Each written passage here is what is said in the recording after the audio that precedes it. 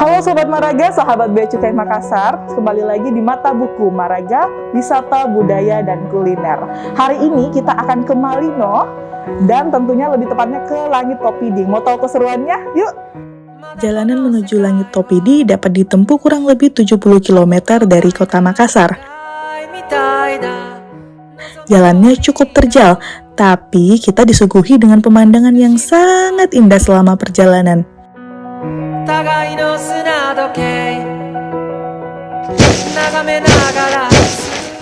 Langit Topidi Resort Sulawesi Selatan merupakan penginapan atau restoran yang mempunyai suasana yang nyaman dan tentunya sangat indah. Tempat ini cocok banget untuk Anda yang mencari tempat penginapan yang jauh dari perkotaan dan ingin mendapatkan suasana yang sejuk. Bagi pecinta fotografer, berikut beberapa tempat yang bisa dijadikan objek foto yang tentunya akan sayang dilewatkan.